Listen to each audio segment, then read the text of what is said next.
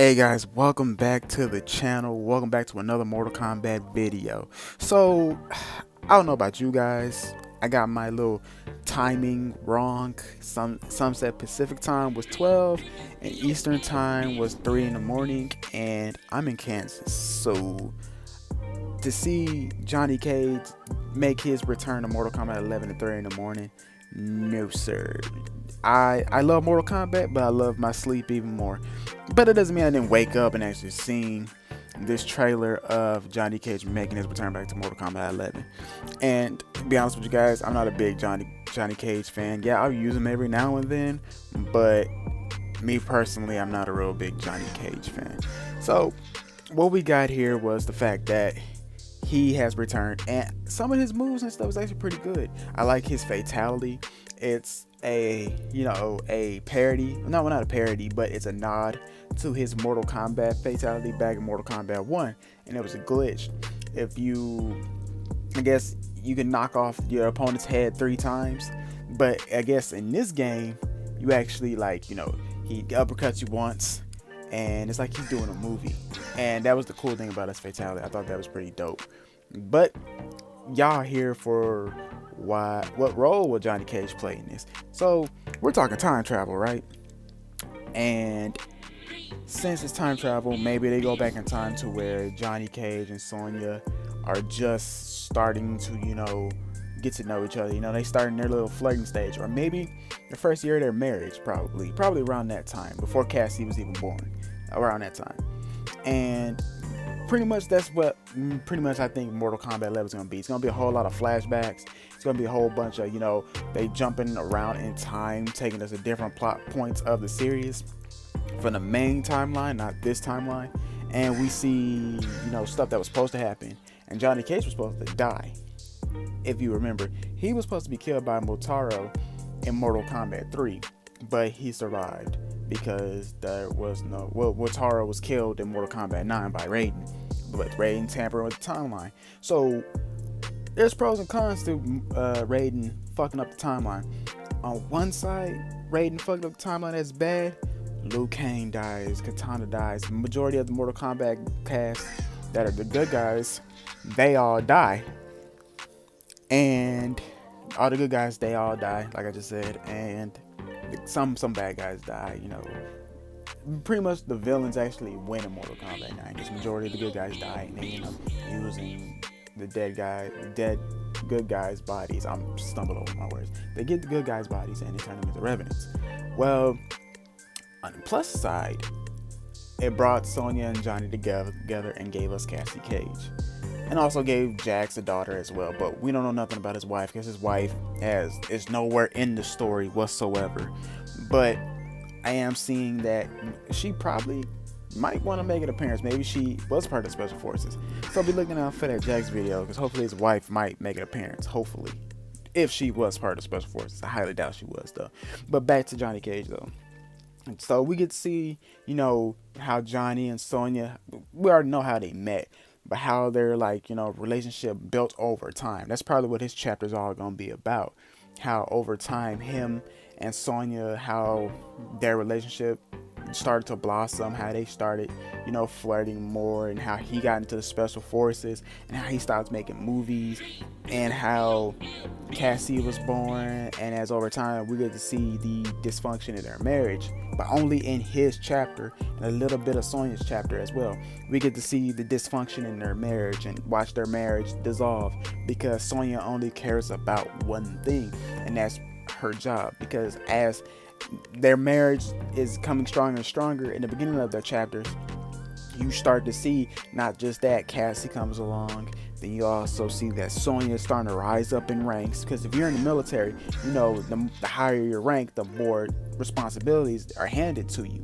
So the more responsibility she's getting, then on top of that, the fact that one of her close best friends and her CO who was over her, Jax, was killed and turned into a revenant. She has to find a way to get back Jax as well. So we get to see that. That's parts of MKX that we didn't get to see. They're going to show us those parts. And then not just that, we get to see how Johnnycage is doesn't want to be an actor no more. How he raises Cassie, teaches Cassie how to fight, teaches Cassie that that she might have the same power and abilities as her father, and he teaches her that not to be like her mother. Don't put your job first before your family.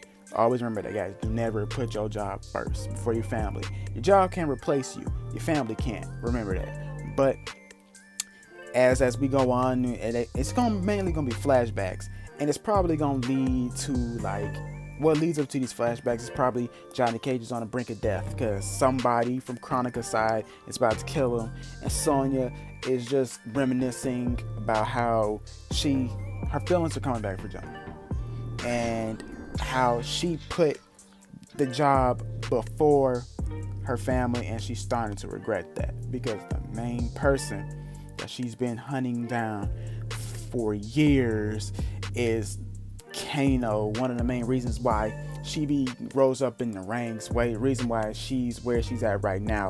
Kano plays a big part in Sonya's storyline throughout Mortal Kombat history altogether, and Kano's role in this game is gonna be, like always, he's gonna be that black dragon thug who be selling weapons to everybody, gonna be selling weapons to probably Kronika. Kronika probably needs some weapons. Nah, not really. He's probably just gonna play like a grunt role. Like, he's gonna be in Cabal's story. He's gonna be in Cabal's chapter for sure, because him and Kabal have a connection, because Kabal used to be a black dragon, Kano's a black dragon, and they gonna talk about how Kabal could be back on the evil side. He could be on the dark side again, or he could be undercover working with the special forces. But it looks like Kabal is a revenant in this game, so he could be working with Liu Kang. Who knows? Kano could be working with Liu Kang, and we might get to see Kano versus Kabal, because even though, yes, they're revenants, it seems ever since Quan Chi died, they start to gain some of their own personalities back. So say, like, for instance, with Liu Kang and Katana, they hate Raiden. They really, really hate Raiden. So they're really gonna try and focus all of their hate on him. And so other people, and for everybody else who are still revenants, like Jade, for instance. Jade's a revenant. She could be working with Kronika, since we didn't see her in Mortal Kombat X. That's the best way to introduce Jade back into the story, is the fact that she works with Kronika now. Hopefully they have her working with Kronika. But with Kano, he could just be working for anybody. If anybody gonna give him some money, he gonna do it. He gonna do some strange for a little piece of change, which is bad, because Kano should be doing bigger things. He's been in Mortal Kombat for many years, but in his ending in Mortal Kombat X, though, it's what kind of got me, and I'll play it for y'all at the end of this video for sure. He has a son, and I really want to see his son. Like, honestly, I really do want to see his son play a role in this game. Rumors has it saying that his name is Dominic, and that's kick-ass, because that's my name, and I'm like, that is badass. If they make this character, if they give him a good fighting style and a good moveset, he'd probably be my main guy on Mortal Kombat 11. I really want to see that. So maybe Kano could go into fatherhood and teach his son how to sell weapons, be the leader of the Black Dragon clan, and just learn how to just be an all-around douchebag. That's all Kano is, just a Black Dragon thug who just doesn't give a fuck about anything. He'll double cross anybody. That's all Mortal Kombat's known for, just people double crossing each other. And I'm really hoping to see his son make an appearance in this game. But guys, that's all I got for y'all today. I hope y'all enjoyed this video. More videos is coming out soon. I got a Pokemon video coming out later on today if they don't block it. Peace. Kano had always been a survivor, but even he would one day succumb to fate. His ideals of ruthless terror would die with him, unless he could pass on his methods to a new generation. Combat, weapons, high-tech sabotage, torture, all would be part of the curriculum. But before his students could learn his techniques, Kano would beat the weakness out of them. They would understand, or die trying.